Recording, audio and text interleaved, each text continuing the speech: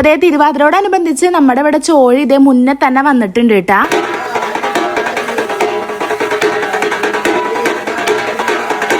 എൻ്റെ വീടിൻ്റെ ഭാഗത്തൊന്നും ഇതുപോലെയൊന്നും ഇല്ല കേട്ടോ. തിരുവാതിരയൊന്നും വലിയ ആഘോഷമായിട്ട് ഞാൻ ആഘോഷിക്കുന്നത് കണ്ടിട്ടില്ലേ. അതുകൊണ്ട് തന്നെ വിൻഷാറിൻ്റെ വീട്ടിൽ വന്നപ്പോഴാണ് എനിക്കിത് ഭയങ്കര പുതുമയായിട്ട് തോന്നിയത്.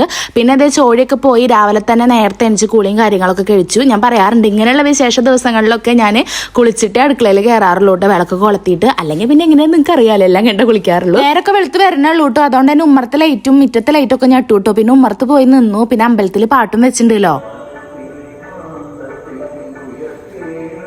ഇന്നതേ ഉമ്മർത്തും വന്ന് നിന്ന് മുറ്റത്തേക്ക് നോക്കുമ്പോൾ ഒരു പ്രത്യേക ഫീലാണ് കേട്ടോ. നിങ്ങൾ ശ്രദ്ധിച്ചിട്ടുണ്ടാവും ഞാൻ വിചാരിക്കുന്നു. നമ്മൾക്ക് ഇതേ ഇന്റർലോക്ക് ഒക്കെ ഇട്ട് തുടങ്ങിയിട്ടുണ്ട്. അപ്പൊ അതൊക്കെ കൂടി കാണുമ്പോൾ ഒരു പ്രത്യേക പോസിറ്റീവ് വൈബായിരുന്നു കേട്ടോ.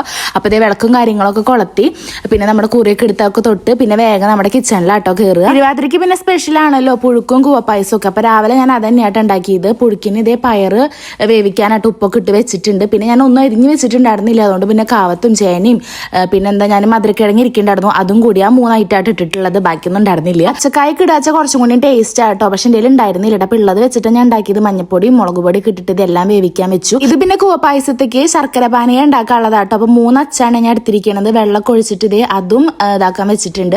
പിന്നെ ഇത് നമ്മുടെ പുഴുക്കിലേക്ക് ഉള്ളതാട്ടോ. നാളികേരും ചെറുള്ളിയും കുറച്ച് ജീരകവും പച്ചമുളകും ഒക്കെ ഇട്ടിട്ട് ഇത് അരച്ചെടുത്തിട്ടുണ്ട്. ആ നേരം കൊണ്ട് തന്നെ ബാക്കിയെല്ലാം എന്ത് വന്നിട്ടുണ്ടായിരുന്നു. ഇതൊക്കെ ഞാൻ മുമ്പ് ഒരുപാട് തവണ തന്നെ ഇതിന്റെ റെസിപ്പി ഇട്ടിട്ടുണ്ട് കേട്ടോ. അതാ ഡീറ്റെയിൽ ആയിട്ട് പറയാത്തത്.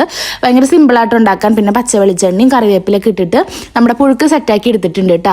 അത് കഴിഞ്ഞപ്പോഴാണ് ഞാൻ കൂവപ്പായസം ഉണ്ടാക്കാൻ തുടങ്ങിയത്. 1/2 കപ്പ് കൂവയായിട്ട് ഞാൻ എടുത്തിട്ടുള്ളൂ. അതിലേക്ക് ഇത് 1 കപ്പ് നമ്മുടെ ശർക്കര പാനീയം ഒഴിച്ചിട്ടുണ്ട്. പിന്നെ വെള്ളം കുറച്ച് എപ്പോഴും ഞാൻ കുറച്ച് കൂടുതൽ എപ്പോഴും ഒഴിക്കാറുണ്ട്.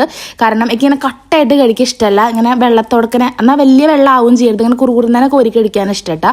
അതുകൊണ്ട് ഞാൻ കുറച്ച് വെള്ളം അതുപോലെ തന്നെ ശർക്കര പാനീയം അത്യാവശ്യം ഒഴിച്ചിട്ടുണ്ട് കേട്ടോ. അതെന്ന് വെച്ചാൽ ഓവറാക്കിയിട്ടില്ലേ. പിന്നെ അതേ തേങ്ങ ചിരകിയിട്ട് ഇട്ട് കൊടുത്തിട്ടുണ്ട് കുറുകി വന്നപ്പോൾ. പിന്നെ ഞാൻ എക്സ്ട്രാ പഴം കേട്ടോ, ചെറുപഴം ഒരു 4-5 എണ്ണതേ ഇങ്ങനെ കട്ട് ചെയ്തിട്ട് അതും കൂടി ഇട്ട് കൊടുത്തിട്ടുണ്ട്. പിന്നെ ഏലക്കായ ഉണ്ടായിരുന്നില്ല കേട്ടോ, അതടാഞ്ഞത്.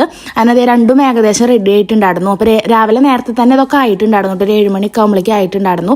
പിന്നെ ഞാൻ വേഗം അതേ മുടിയിൽ തലേത്തെ തോർത്തൊക്കെ അഴിച്ച് മുടിയൊക്കെ കെട്ടാർത്തിട്ട് അമ്പലത്തിൽ പോകാമെന്ന് വിചാരിക്കാട്ടോ. പിന്നെ എനിക്കിന്ന് ഡ്രൈവിംഗ് ക്ലാസ് ലാസ്റ്റ് ക്ലാസ് ആവാറായിട്ട് ഏകദേശം. അതുകൊണ്ട് ഞാൻ കുറച്ച് നേരത്തെ പോകാമെന്ന് വിചാരിച്ചു. അങ്ങനെ നേരെ ഇതേ അമ്പലത്തേക്ക് ആട്ടോ പോയത്. ഒരു 7:30 ആകുമ്പോൾ ഞാൻ അമ്പലത്തേക്ക് പോയിട്ടുണ്ടായിരുന്നു. തൊഴുതിറങ്ങിയിട്ടാ. ഇവിടുന്ന് തൊഴുതിറങ്ങിയിട്ട് ഞാൻ നേരെ ക്ലാസ്സിനാട്ടോ പോയത്. അങ്ങനെ ഒരു 8:30 ആകുമ്പോഴേക്കും ക്ലാസ് കഴിഞ്ഞ് വീട്ടിലെത്തിയിട്ടാണ് ഞാനും മിൻഷാട്ടിനും കൂടി ചായ കുടിച്ചത്. ഞാൻ വരുമ്പോഴേക്കും മിൻഷാട്ട് എണിച്ചിട്ടൊക്കെ ഉണ്ടായിരുന്നു. തേജപ്പ എണിച്ചിട്ടില്ല കേട്ടോ, ക്ലാസ്സിൽ. അതുകൊണ്ട് കുറേ നേരം ഉറങ്ങിയിട്ടുണ്ട്. അങ്ങനെ ഞാനും മിൻഷാട്ടിനും കൂടിയിട്ട് ഇതേ പപ്പടും കൂവപ്പായസും നമ്മുടെ പുഴുക്കും എല്ലാം കൂട്ടിയിട്ടാട്ടോ രാവിലെ കഴിച്ചത്. ഇതിലേക്കൊക്കെ മെയിൻ കോമ്പിനേഷൻ ആണ് കേട്ടോ നമ്മുടെ പപ്പടം. അപ്പം എന്തായാലും ഇന്നത്തെ വീഡിയോ ഇത്രയേ ഉള്ളൂ. അപ്പം അടുത്ത വീഡിയോയിൽ കാണാം കേട്ടോ. ബൈ.